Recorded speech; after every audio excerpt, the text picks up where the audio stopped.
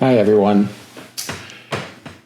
If you're taking care of an adult on the autistic spectrum or who happens to have some other developmental disability, you've probably asked yourself some pretty big questions.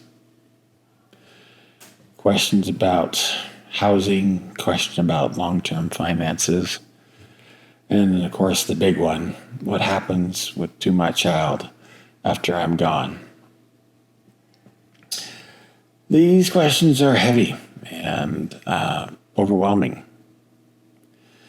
And when we try to think about the future, we quickly find out that we're not dealing with one problem, right?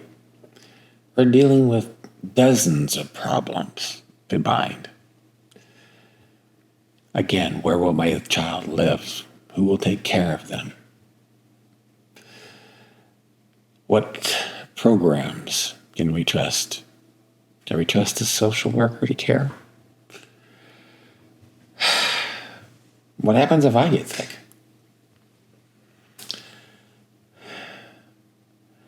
Because these questions are so big, they're overwhelming, right? And us caregivers, right, we often do something that's very understandable. We freeze. We ignore. We push it off for another day. That's not because we don't care. The truth of the matter is, I think, is because we don't know where to start. Okay? And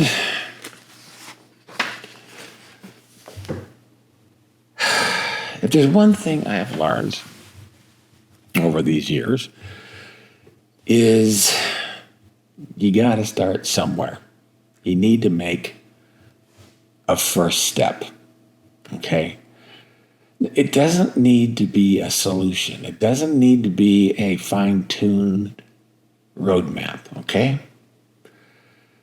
Just a place to begin. I like to say one question that can be addressed. Just one, okay? Because once you take that first step, once you answer that first question, you can go on to the second step or the second question, and the third, and the fourth. One of the things that's important to realize is that when we're making steps, right, when we're answering these questions, we're in motion. And we've learned from physics, right? It's much easier to steer an object that's in motion than one that's not, okay? So just start. No judgment, just pick a place, okay? Now, I do have some recommendations. Let me say it's not about paperwork or legal, legal decisions or anything big, right? I think, honestly, the first step needs to be to talk to your child, okay? If they're able to cognitively and emotionally understand what you're dealing with or what you're talking about, okay? As the parent, of course, you're going to be the best person to judge whether or not your child is ready to have such a conversation. You're still a parent, okay? But if they can, it'll be great. Why? It's obvious, isn't it? Because it's their life. Where do they want to live? Okay? Who do they want taking care of them, or helping to assist them? It's a better word. So simply start to have an honest conversation with them. Okay? So I think that's the first place to start. Okay. It's different for me. Okay. As I've mentioned before, my son Charles, he's with severe autism and when cognitively delayed. And honestly, 24/7 care is expected. I always don't say 100% guaranteed, but sometimes maybe some things will, 10 years from now, will be different. But right now, 24/7 seems like what's going to happen. And the concept of grasping what's the nuances of what happens after I'm gone, he's not going to get. Okay.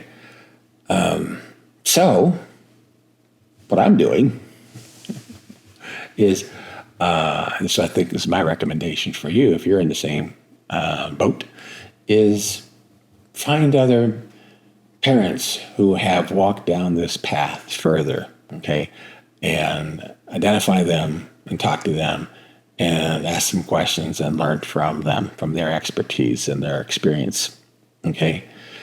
I think also it's a good time to, once again, reach out to the social worker.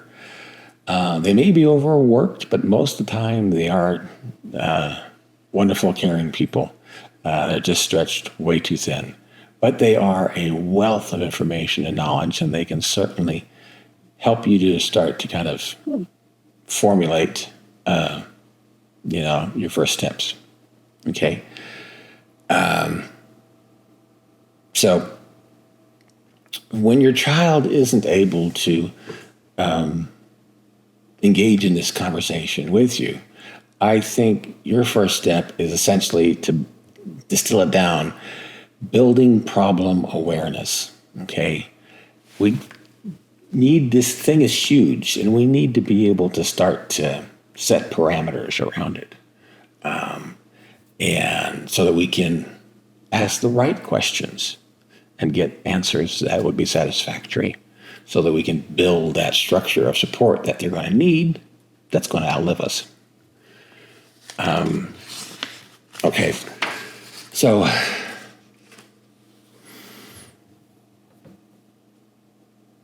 I think also, as time goes on, okay, we're going to answer these questions that we need to get answered, okay? And once we get through some of the small stuff, then we can really start addressing the big stuff, okay? The financial questions, the housing questions, the guardianship questions. Do we need a trust? Is there already a trust? Does the trust need to be updated? Who knows, right? And then the support networks. Okay, what if guardian, your number one pick for a guardian, doesn't survive? Who's next? Okay, when are you content to have the state step in? Good questions that need to be talked about and addressed, right? So I think what I'm really getting to is that you don't have to answer all the questions now. You just start at the beginning. You make one step. You answer one question. And you move forward. Okay? Either you start working with your children because it's their lives and you're getting their input and you're helping them and you're supporting them. Or, like in my case, you're setting up the structures that are going to outlive us. You're setting up plans, contingency plans, so that people are taking care of your child after you're gone. Okay. So one step at a time. It's okay. I also think it's a good idea to remind ourselves it's not all on our shoulders. Now, granted, it feels like it, and maybe some days it does, or it is all on our shoulders. But there are others. We're building this community, and there are and other parent support groups and things who have track correct, walked down this path further, and we can start to build conversations and networks with them. Okay, it's not all on your shoulders. Okay. Now, I have an invitation. I thought, okay, if what I'm talking about resonates with you, okay, I want to hear from you. Okay, I'm going to ask you a question. What feels like the hardest part of starting right now? Okay, what's the hardest part? Is it knowing where to begin? Are you feeling overwhelmed? Or there is something more specific that you can put your finger on? Okay, I'd like to know what it is. Okay, I want to encourage you to write it down in a comment in the notes, and below this video, and share it with me and anybody else who's listening and reading. I think that would be great to have that conversation. I think this is good, okay, because it's like the first step of any problem-solving issue is that you're trying to define the problem. The first thing we have to do is we have to articulate what that is. We need to say it out loud, okay? So, if what I'm saying resonates with you, I'd like for you to consider subscribing to this channel and becoming a part of this family. This family is about learning, about planning and growing together and walking this road together. There are those two questions. Who will love my child and where will they live? Okay, fundamentally, that haunt me and maybe they haunt you too. So sign up, leave a comment, let's do it. Okay, lastly, I do have a monthly newsletter that's starting soon. It's free. You can follow the link in the notes below, and I'd love for you to sign up for that as well. Other than that, I think we're good for the day. Thank you for staying with me, and I wish you well. And don't forget, I see you.